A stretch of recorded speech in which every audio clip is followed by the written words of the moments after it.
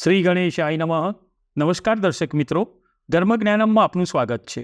વર્ષ 2024 અંગ્રેજી કેલેન્ડર વર્ષ મુજબ જાન્યુઆરી 24થી ડિસેમ્બર 24 સુધીનું વાર્ષિક ફળકથન, જેમાં જન્મના ગ્રહની અસર પણ જોવાશે.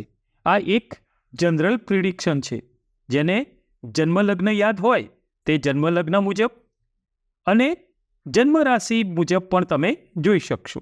ધારો કે જન્મ રાશિ મેષ છે, લગ્ન સિંહ હોય તો મેષ અને સિંહ રાશિ બંનેનું ફળકથન તમારે આમાં જોવાનું. બંનેમાં સારું રિઝલ્ટ છે તો ખૂબ જ ઉત્તમ જોવાશે. જો જન્મ રાશિનું સારું છે પરંતુ લગ્નનું ફળકથન મધ્યમ છે તો અહીંયા મધ્યમ જોવાશે. પરંતુ જેને રાશિ અને લગ્ન બંને એક જ છે તેમને એક જ રાશિ ઉપરથી જોવાશે, તો અહીંયા આપણે 2024નું ફળકથન જોઈશું.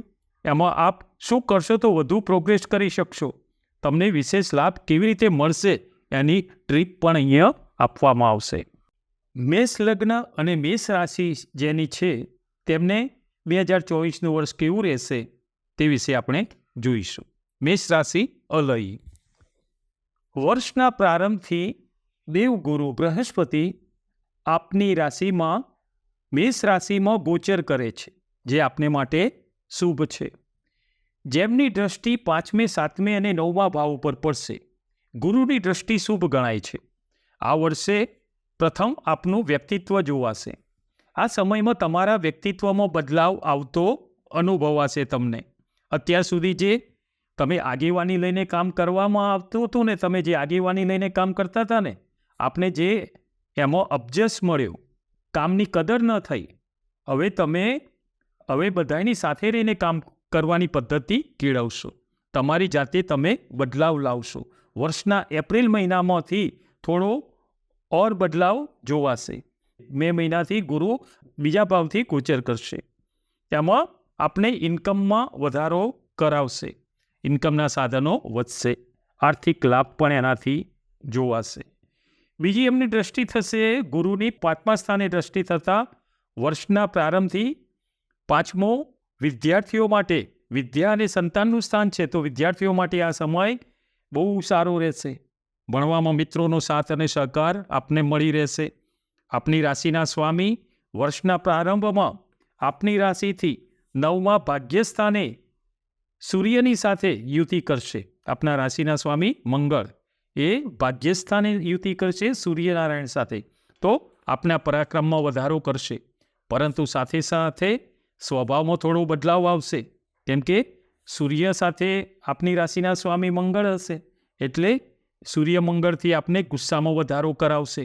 ગુસ્સામાં જે ગોલ મેળવવાનો જુસ્સો છે તે ખોળવાઈ ન જાય તેનું આપને ખૂબ ધ્યાન રાખવું પડશે.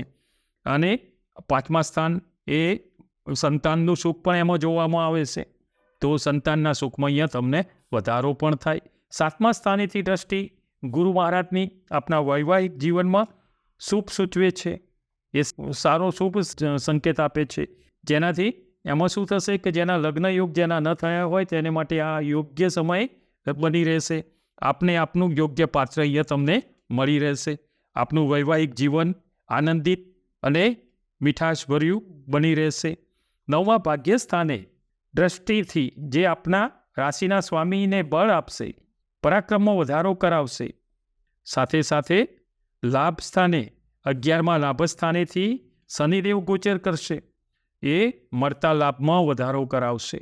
શનિ સ્થાન વૃદ્ધિ કરો શનિ, એટલે આપનું લાભસ્થાન પ્રબળ બનશે, મળતા ચાન્સ તમારા વધશે, બધાય લાભો મળશે. નોકરી વ્યવસાયમાં મહેનતનું ફળ શનિદેવ મહેનત કરાવે છે, પણ એકલી મહેનત નહીં, એ મહેનતનું ફળ પણ અચૂકથી તમને અપાવશે. ઇન્કમના સાધનોમાં વધારો થાય, આવક વધે. મે જૂનમાં પ્રમોશનના યોગ પ્રબળ બને, બઢતી પ્રમોશન તમને અહીંયા અનુભવાય. આપની રાશિથી 12મા સ્થાને ગોચર કરતા રાહુ મહારાજ આપણે આપની ગણતરી મુજબનું થોડું થતું અટકાવશે. બધું જ તમે ધારો ને એવું નહીં થવા દે. આમાં એવું કરશે, આવક વધારશે, આવકના સ્ત્રોત્ર વધશે, પણ જે તમારી ગણતરી છે ને કે અહીંયા અમારે આ ખર્ચ કરવો, એ તમારું બજેટ અહીંયા સાથે સાથે વ્યય સ્થાન પણ વધુ પ્રભાવશાળી બનાવશે. કેમ કે વ્યય સ્થાને 12મા સ્થાને રાહુ ગોચર કરે છે, આમાં આપણે ખર્ચાઓ પર નિયંત્રણ મૂકવો ખૂબ જરૂરી રહેશે. તમે આવક મુજબ ખર્ચ કરશો. આવકથી વધારે તો નથી જ કરવાના, પરંતુ બચત તમારી ખોરવાઈ ના જાય તેનું અહીંયા આપે સંપૂર્ણ ધ્યાન રાખવું પડશે. નહીં તો પહેલાંની વાર્તા હતી ને રાજા રાણીને કે ખાધું પીતું ને લહેર કર્યું. પણ અહીંયા તમને એવું નહીં થાય. આનંદથી સમય જશે. આપની આવડત અહીંયા તમારી આવડત અહીંયા કામે તમારે લગાડવી પડશે. બીજાના ભરોસે બીજાના દોરવાય અહીંયા ના દોરવાઈ જવાય એનું ધ્યાન રાખવું પડશે. તમારે જાતે જ તમારું બજેટ તૈયાર કરવું પડશે. આપણે સપ્ટેમ્બર ઓક્ટોબરમાં વર્ષના છેલ્લા સમયમાં જમીન મકાન મિલકતના વેચાણથી લાભ કરાવશે. જમીન મકાનના પ્રશ્નોનો અહીંયા તમારે જે જૂનો ઉકેલ ના આવ્યો હોય તો આ વર્ષે એનો ઉકેલ તમને અહીંયા આવતો જોવાશે. જન્મના ગ્રહોની સારી સ્થિતિ હશે તો આ વર્ષે તમને વ્યવસાય ક્ષેત્રે કે સ્થળાંતરના યોગો અહીંયા તમને બતાવે છે. તમારે કોઈ જગ્યાએ બદલી થાય, સ્થળાંતર થાય. એ ઉપરાંત તમારા જન્મના ગ્રહોની સારી સ્થિતિ હોય તો અહીંયા વિદેશ ગમનના યોગો પણ જણાશે.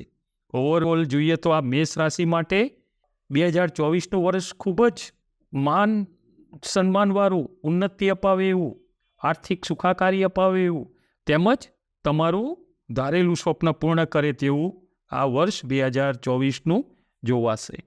હવે આપણે વાત કરી હતી કે તમને ટ્રીપ આપવામાં આવશે. ટ્રીપ એટલે એવી છે, કર્મ તો તમારે જ કરવાનું છે.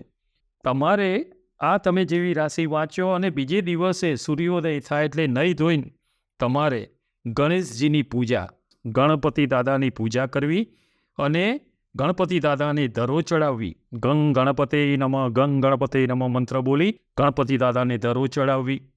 ગાયને ઘાસચારો કરવો અને બની શકે તો મંગળવારે ખાસ રોટલી અથવા ભાખરીમાં ગોળ મૂકી તમારા હાથે.